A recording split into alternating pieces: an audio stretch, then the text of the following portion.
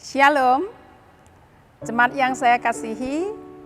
Sebelum kita melanjutkan aktivitas kita pagi ini, kita mendengarkan firman Tuhan renungan hari ini. Kita bersatu di dalam doa. Terima kasih Tuhan atas kehidupan, tenaga baru dan kesehatan yang masih kami terima hingga pagi hari ini. Kami hendak bersekutu dengan Tuhan lewat firman-Mu. Biarlah Tuhan kuasa Roh Kudus-Mu mengajari kami, agar kami mengerti kehendak Tuhan lewat firman-Mu menjadi bekal dalam kehidupan kami. Dan berbicaralah kepada kami Tuhan, sebab kami sudah siap sedia untuk mendengarkannya. Dalam Kristus Yesus kami berdoa dan bersyukur. Amin. Jemaat yang saya kasihi, firman Tuhan renungan hari ini diambil dari kitab Roma pasal 15 ayat 1. Demikian bunyinya. Kita yang kuat wajib menanggung kelemahan orang yang tidak kuat, dan jangan kita mencari kesenangan kita sendiri. Demikian bunyinya. Jemaat yang saya kasihi, menurut saya adalah hal yang wajar jika setiap orang menginginkan kesenangan, kebahagiaan, dan kenyamanan di dalam hidupnya dalam setiap keadaan dengan apa yang dia miliki di dalam hidupnya. Tetapi tak semua orang memiliki keberadaan yang sama dalam hidup ini. Ada orang yang kuat, ada yang lemah, ada yang memiliki harta yang banyak atau berlebih, tapi ada juga yang berkekurangan. Ada yang kuat atau teguh imannya, tetapi ada juga yang lemah imannya. Ada yang semangat melayani, tetapi ada juga yang kurang semangat, dan hal yang lain lagi yang memiliki perbedaan. Jemaat yang saya kasihi, jemaat yang ada di Roma yang menjadi tujuan surat Paulus juga memiliki perbedaan. Ada yang berlatar belakang Yahudi, termasuk dikategorikan kelompok yang kuat, karena mereka sudah lama mengenal Tuhan, percaya kepada Tuhan. Dan ada juga jemaat yang non-Yahudi, yaitu dari kekafiran. Mereka baru mengenal dan percaya kepada Tuhan. Mereka dikategorikan jemaat yang lemah. Jemaat yang kuat atau mereka yang berlatar belakang Yahudi memaksakan aturan keyahudian di tengah-tengah persekutuan kekristenan mereka. Sementara jemaat yang berlatar belakang non-Yahudi, mereka tidak mau menerima aturan keyahudian di tengah-tengah persekutuan kekristenan mereka, sehingga terjadi perpecahan, ketidaksepahaman di antara mereka. Karena itu Paulus mengingatkan mereka, meminta mereka untuk saling menguatkan, untuk saling membangun satu dengan yang lain. Dan bagi mereka yang kuat imannya, yang teguh imannya, wajib menopang, menolong, membantu mereka yang masih lemah imannya. Mereka yang kuat atau yang teguh imannya merupakan alat Tuhan juga yang dipakai di tengah-tengah persekutuan itu untuk membangun, untuk membantu kerohanian dan semakin menumbuhkan iman sesamanya yang masih lemah di dalam imannya, di dalam persekutuan itu.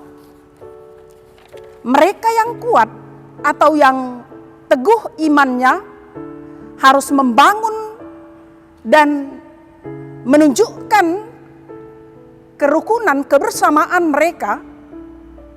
Dengan demikian, maka akan terwujud kebaikan bersama di dalam persekutuan tersebut.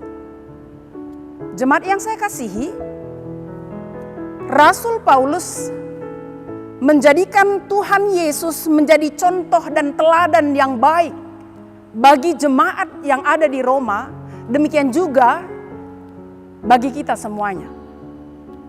Tuhan Yesus mau meninggalkan kerajaannya, menjadi manusia, dan bahkan dia juga mau membasuh kaki murid-muridnya untuk mengajari murid-muridnya hidup di dalam kasih dan kepedulian kepada sesamanya. Dan Tuhan Yesus juga mau mati di kayu salib untuk menebus dosa-dosa kita, supaya kita kembali layak di hadapan Allah Bapa. Semua yang Tuhan Yesus lakukan itu adalah tanda kasih-Nya kepada kita, orang-orang yang berdosa.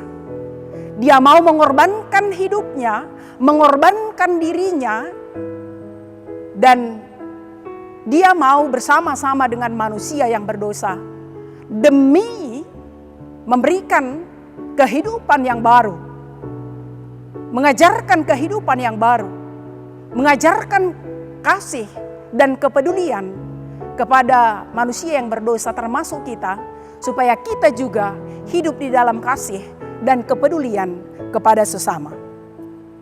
Jemaat yang saya kasihi, kita yang mengikut Tuhan dan mengatakan percaya kepada Tuhan Yesus juga merupakan suatu kewajiban bagi kita menyenangkan hati sesama dan juga menyenangkan hati Tuhan. Caranya bagaimana? Kita juga mau menopang sesama kita yang memiliki kelemahan atau kekurangan. Apakah mereka yang memiliki kelemahan dalam iman, kita yang sudah teguh imannya, wajib membantu mereka, menopang mereka untuk menumbuhkan, mengembangkan iman percaya mereka kepada Tuhan Yesus. Kita tidak hanya mencari kesenangan kita, karena memang mencari kesenangan hidup di dunia ini adalah sah-sah saja, asalkan kita juga mau mencari dan mengupayakan kesenangan sesama kita, dan juga menyenangkan dan mengupayakan kesenangan Tuhan lewat perbuatan yang kita lakukan.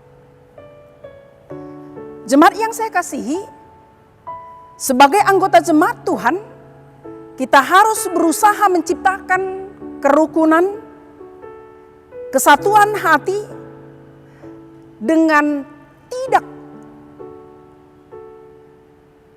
menjelek-jelekkan atau membicarakan kelemahan sesama kita, tetapi justru kita terbeban dengan kelemahan kekurangan sesama kita dengan mau membantu dan menolong sesama kita. Kita harus memperlakukan sesama kita sama sebagai saudara, karena kita juga memiliki kelemahan dan kekurangan. Kita semua sebagai jemaat Tuhan sama di hadapannya sebagai keluarga Tuhan. Dan sebagaimana kita tunjukkan di tengah-tengah keluarga kita, suami dan istri, baik juga anak-anak, saling memperhatikan, saling mendukung, saling menopang satu dengan yang lain demi kebaikan bersama di tengah keluarga dan demi keutuhan keluarga. Dan hal itu tentunya juga menyenangkan hati kita dan juga menyenangkan hati Tuhan. hal itu juga hendaknya kita tunjukkan di tengah-tengah kehidupan, bersosialisasi di tengah-tengah gereja dan di tengah-tengah masyarakat. Karena hal itu juga merupakan perbuatan yang dikehendaki oleh Tuhan. Mari kita hidup di dalam kebersamaan, kesatuan hati, saling memperhatikan, saling menopang satu dengan yang lain. Dengan cara itu, hidup kita memuliakan nama Tuhan. Amin. Kita bersatu di dalam doa. Terima kasih Tuhan untuk sapaan firman-Mu yang mengingatkan kami agar kami juga dalam mencari kesenangan, kebahagiaan, kenyamanan dalam hidup ini, tetap juga mau mengupayakan kesenangan sesama kami. Dengan demikian kami juga termasuk menyenangkan hati Tuhan.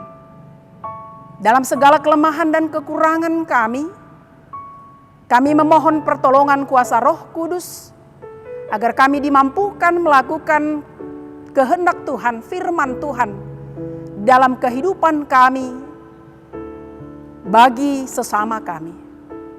Berkati seluruh jemaat Tuhan dimanapun mereka berada. Lawatlah mereka, yang lemah Engkau kuatkan, yang sakit Engkau sembuhkan, yang berduka Engkau hiburkan, yang kekurangan Engkau cukupkan segala yang perlu. Dan bagi mereka yang dalam studi, Engkau beri hikmat kepintaran.